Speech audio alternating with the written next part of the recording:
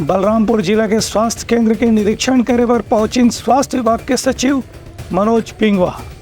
Doctor nurse मल्ला इलाज के जम्मू व्यवस्था पर संगे संग बरसात में दवाई पर्याप्त मात्रा में स्टॉक रखे के दिन आवे दिशा निर्देश।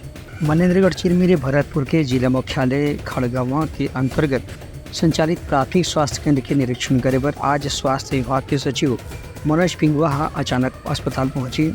यह मौका में सचिव मनोज पिंगवा प्राथमिक स्वास्थ्य केंद्र के ड्यूटी में तैनात डॉक्टर और नर्सिंग स्टाफ से चर्चा करे के बाद मरीज मन से भी बातचीत करी।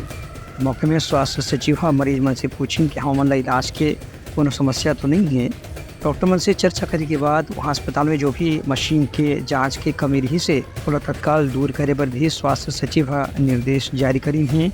उनका कहना रही है कि प्राथमिक स्वास्थ्य केंद्र में मौसमी बीमारी से बचाव के दवाई की व्यवस्था भी पर्याप्त स्टॉक में रखना जरूरी है। खबर के आने वाला समय में बरसात में कतकों किस्म के मौसमी और संक्रामक बीमारी के खतरा बढ़ जाते। संगे संग प्राथमिक स्वास्थ्य केंद्र के पूरा परिसर में साफ सफाई भी नियमित रूप से करे के निर्देश दें। Bureau report Uttarakhand news.